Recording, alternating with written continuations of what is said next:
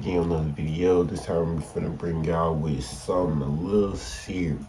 Now, before I tell y'all this, like, share, comment, and subscribe. As always, we at 280 trying to get to 300. We slowly walking, slowly climbing, slowly grinding.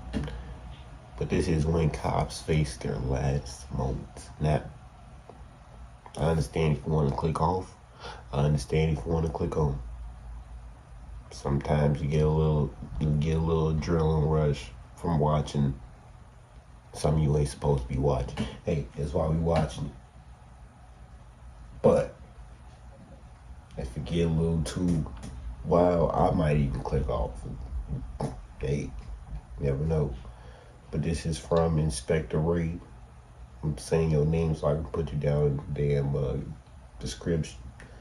Sometimes I'll be forgetting what the fuck I be reacting to. And without further ado, let's get into the video. I'm in! Help! Please tell my family I love them. He died there alone. Even though I know I would have been killed, at least he wouldn't have been alone if I would have stayed in there with him. That's what haunts me. These are the moments when police officers recorded their own final moments, starting from the officer who had no idea he was living his last day as he confronted a dangerous drug dealer.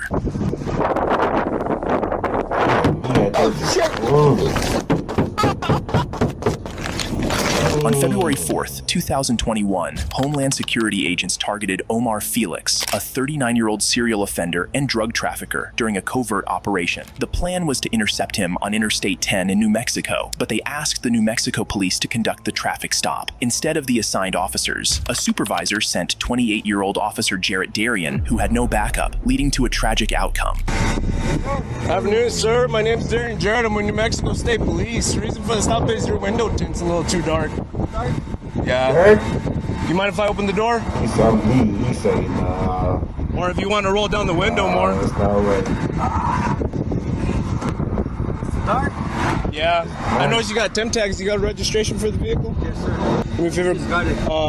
Come with me to my vehicle. That way I can run your name and date of birth, and then that way I could get my return, okay? He attempted to make the encounter appear like a routine traffic stop, but the actual intent of apprehending Cueva is for the illegal substances he was transporting. Meanwhile, several Homeland Security agents were stationed just 250 yards away, observing the situation without intervening as the lone uninformed officer confronted the highly dangerous suspect. While she's sending the pic, let's go so that I can run my checks on this nigga do this shit by himself. Paperwork I gotta do, you know? Hey, real quick. You have a firearm on you? Yeah. RFP that cop. Little toys for him. You mind if I take it off you for my safety? Alright, hold on. You want to protect them in certain, but some people still protect them certain. They hold that at the same time. Oh shit! Why be covert? This is y'all could have literally.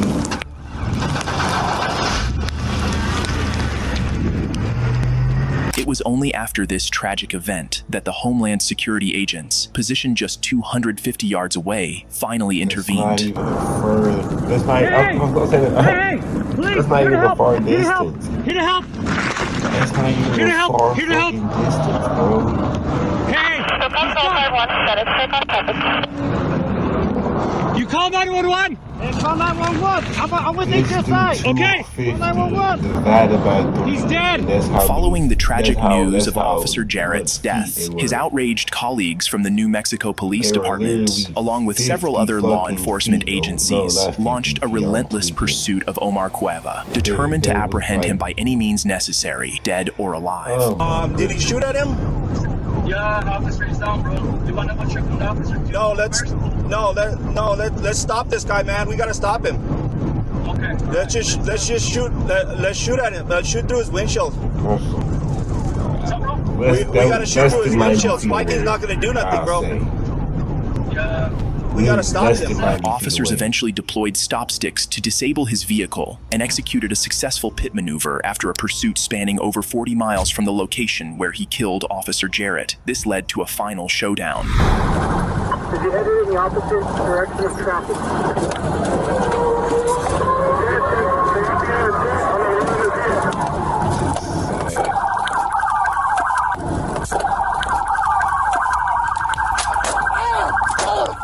Look, yeah. Well, yeah, we popping his ass. Popping his ass too.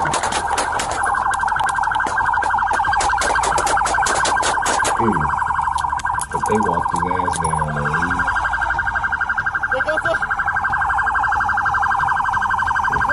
What they did today. Shots fired. As soon as They that managed to traffic successfully stop happened, neutralize they Cueva, could've killing him in the swooped process, with one of the Y'all officers still getting just shot letting in the this nigga process. like, The yeah. officer who shot was taken to the hospital and attended to, and the family of the earlier slain officer decided to file a lawsuit against the Homeland Security, which was thrown out by the judge as they had immunity from their actions. However, the family was eventually settled with $500,000 from the State Department of Public Safety, which was shared to the deceased officers' wives and kids. The next officer, a highly respected member of the force, lost his life while attempting to rescue an irresponsible woman who was later revealed to be a fraud and a liar. On March 2nd, 2022, Santa Fe police officers responded to a 911 call about a woman who had been kidnapped at knife point and was being held hostage in a white Chevy Malibu. After tracking the vehicle, officers initiated an immediate pursuit, but the driver refused to stop and drove the wrong way on Interstate 95 into oncoming traffic, creating a potentially disastrous situation. And he just turned around. We're now flipping back, headed back onto I-25, and now we're headed back into Santa Fe. Light traffic, speed still at 90.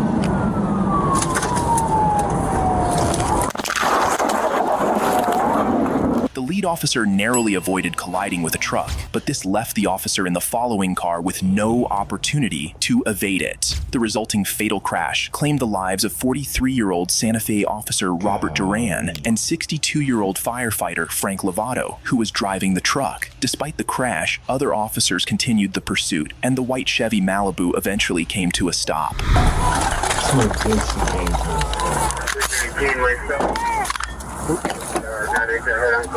And they said they did all this for a woman who was a liar. I got the female coming back to you right now.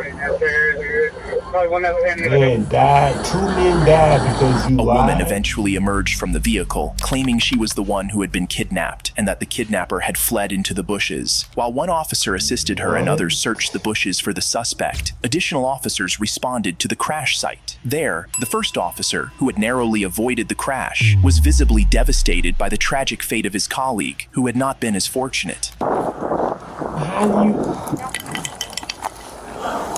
We all see this. How, who, and when did somebody... Speedy Gonzalez ran into the bushes. Because how? That doesn't make any sense. As soon as you get out the car and pop, how did somebody run into the bushes when you got out of the body?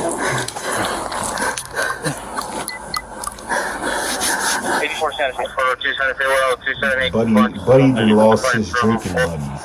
He don't got nobody to play poker with. Can you do me a favor? Because you willing to lie to these people. Can we get SO unit or two across the street on the frontage road to the Algancho, the frontage road there? We have some parts connecting up. We'd like to get that shut down in case we get involved in something here. The scene was cleared, with only 2 casualties reported. However, a shocking twist emerged. Officers were unable to find any trace of the supposed kidnapper the alleged victim had described. Further investigations by the New Mexico Police Department revealed inconsistencies in her story, which was ultimately proven false. DNA swabbed from the driver's side airbags of the Chevy Malibu matched the woman herself, confirming she had staged her own kidnapping. The woman, 46-year-old Janine Jaramillo, was charged with 2 counts of first-degree murder, receiving or transferring a stolen motor vehicle, aggravated assault, fleeing law enforcement, and tampering with evidence. The next officer killed was not involved in the arrest itself, but had simply called for backup to assist the arresting officer, tragically losing his life in the process. On February 8th, 2024, a Blount County Sheriff's deputy pulled over a driver who was traveling in the wrong lane of the road. Do me a favor, brother. Pull into the driveway. That way we're all the way out of the road. Okay? Do me a favor, bro. All right, my friend. Now that we're out of the way there. That's all right. My name's Shelby. I work for the Blount County Sheriff's Office. I stopped you not because you were all over the road. I'm sorry. I didn't notice it. I just put my hair up. Putting your hair up? Yeah. Okay. Have you had anything to drink or anything? Oh, like hell no. Okay. No. I'm really just leaving. No, I'm just leaving Sevierville. Okay. The driver claimed he had briefly driven in the wrong lane because he was fixing his hair, not because he was intoxicated or impaired. However, the deputy took his license and the registration for the vehicle, which the driver claimed belonged to his mother, for verification. Upon returning, the deputy requested to search the car due to the smell of marijuana, at which point the interaction began to escalate. I'm going to tell you this. I am going to have you step out and hang out with me. Step out for what? So, Step out. I smell weed in the car. Have you ever smoked weed in this car? I don't smoke or nothing. Okay, you don't smoke or nothing? No. Has anybody ever smoked in the car? Nobody. This is Okay. my grandma's car. Okay, That's I got you. bogus, man. Okay. Well, I smell it. So what I'm going to do is I'm Well, going to I have you step out smell and it. hang out with me. Like, Okay. at My the partner's same going to time, be like, here. they do We'll search be as long as just everything's using good. I'll that get you shit. home. There ain't no weed in here. Nobody Okay. smokes weed. So don't it's do me like justified. that now. Okay. Well, I'm not. I'm refusing to No, search. there's no refusing. So when I smell the odor of marijuana, I have probable cause to search the vehicle. I need you to get a So dog. there's The verbal exchange continued until the officer's partner arrived at the scene, escalating the situation from a heated argument to a physical confrontation. Get out of the car. I'm not. No. You're about to go to jail for refusing. No, you can't do that. You're about to go. You can't do this, man. You can't do this. Get your hands off of me, man. Please. Please get your hands off of me, please. Go ahead. Please. Get out of the car. I'm asking. Get your ass out of the car. Get out of the car now. I'm not doing nothing wrong. Out of the car. Get out of the car, Kenny. Go ahead, hit But him. at the same time, like, you could have got out the car. Get out of the car. What you doing that for? Taser deployed. Out of the car. Get out of the car, I dog. didn't do nothing. Get out. I didn't do nothing. Get that seatbelt on him. Go Please get the seatbelt. don't do this to me, You're about to get it please. again. Please. Please. You're about to get it again. Stop. Let me talk to my mom. Oh my God. Get him out. I just got tased. He's had As to the get officer tased. attempted to use the taser on the suspect again, the driver, having reached his breaking point, You tased decided your it was goddamn time to fight partner. back. Off of contact. I told you. 335 shots fired. I'm hit. 334's hit. Ah! Leg! Damn. Ah! Ah! Ah! The suspect then opened fire on both officers, with the female officer sustaining a bullet wound to her leg while managing to survive. However, Deputy Greg McCowan, the male officer, was shot multiple times and killed, as the suspect even drove by him to fire one final shot, confirming his death. The female officer, still in excruciating pain from her injuries, could only scream for help until good Samaritans arrived to assist her. Help! Help! I've been shot! I've been shot! Help! 330, 335, 344's down. I've been hit. Suspect fled back towards town on Sevierville Road. I've been shot. I need your help. Can I do anything? Yes, get out. I need your help. Oh my God. So you ain't just gonna force me to help I've got a tourniquet applied. Have you got I'm trying to get to 344. So suspect's Oh, yeah, get out! Yeah, he went that way. I gotta get you. I gotta get you my partner. In the same place. The female officer desperately wanted to help her partner, but there was nothing she could do, as he was already beyond saving. You're not breathing? Oh, I'm sorry. I'm up here. No, I'm gonna get back up. Do you think? Is that your only place is in the leg? That's all I feel. I'm okay. I'm okay. Take care of Greg. Take care of Greg. Take care of Greg. Come on. I can't, brother. I can't. I don't think I can. Come on, help me get in the car. Let me get in the car. In your car? Yeah, my car. Brother, I need help. I need help. I can't walk. Well, you got a tourniquet on? Yeah. All right. Where are you trying? On the leg? Hold on. Let me help. I think that's her only. Well, I need help. It's her only. Right here.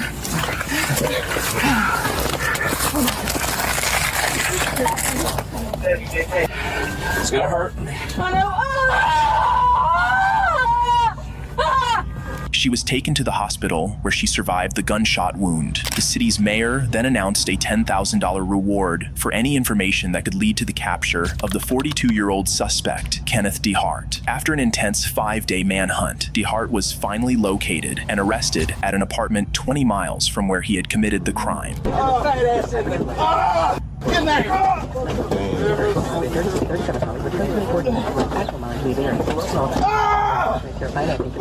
You allowing this shit, man? Who are you? And how'd you get in my kitchen? You black? You allowing this? Your wish would be easily switching. You allowing this, man? You black, man, and you love watching this shit. They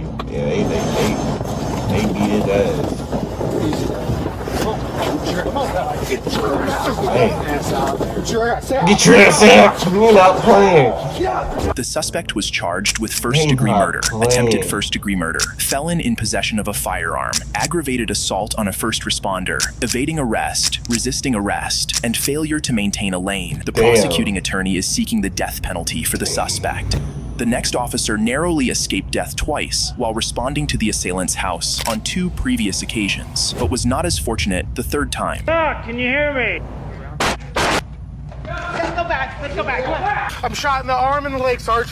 On New Year's Eve 2017, Douglas County Sheriff's deputies Zach Parrish, Taylor Davis, and 2 other officers responded to the home of Matthew Reel, a veteran, following his request for a restraining order against his roommate. This was their 3rd visit to the residence that night after handling 2 prior complaints. Given Reel's known possession of multiple weapons, his mental health issues, and a history of PTSD, 4 deputies were dispatched to the scene as a precaution. Despite their cautious approach, they were tragically unprepared for what was about to unfold. Hey Matt, it's Zach. What? Can you help me? Yeah, I can. Did you not get that message? Just... Well, I don't think there's anyone else in there. No. We're gonna take him. Or him one. The suspect slammed the door on the officers, prompting them to discuss the possibility of taking him in on mental health grounds. However, as they proceeded with their plan, events took a tragic turn. Sheriff's office! Y'all want to put them in the door there. I'm like, damn. All 4 officers were struck, but 3 managed to escape from the home. Deputy Zach Parrish, however, fell to the ground and was unable to make it out, while other injured officers tried to run away to safety. He got Where you? blowing that in the chest. We're in the motherfucker. chest. Stay with me, Charlie. Right Stay with through me. the door. Fuck the I'm code. shot in the chest. Come like this. I don't see you, dude. She's inside with them. I'm shot in the arm and the leg, Sarge. Open it. I need a flashlight over here.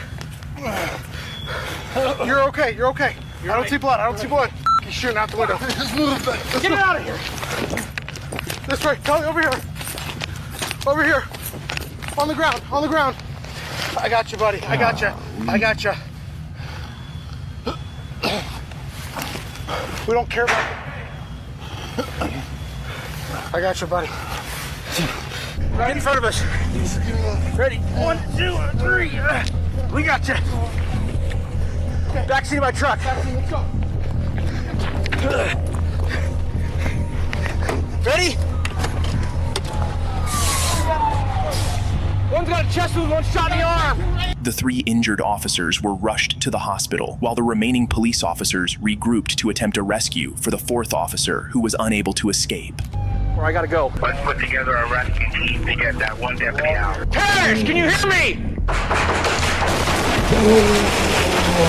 The suspect's relentless gunfire left the officers unable to breach his door without risking being shot. However, upon discovering that the suspect's gunfire had also injured neighbors in adjacent building complexes, the officers regrouped and prepared to neutralize the threat.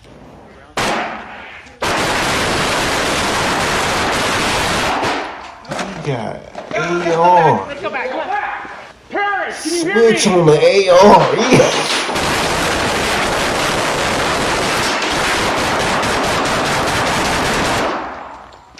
It wasn't until around 7:30 a.m., over 2 hours after the initial gunshots were fired at 5 a.m., that the SWAT team arrived and successfully neutralized the suspect. The SWAT team had to arrive.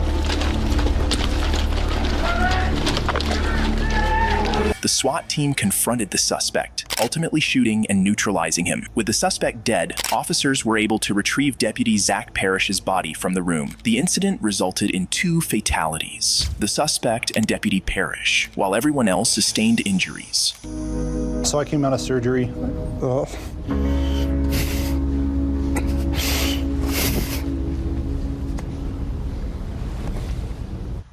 I see y'all. Wait, I don't love y'all.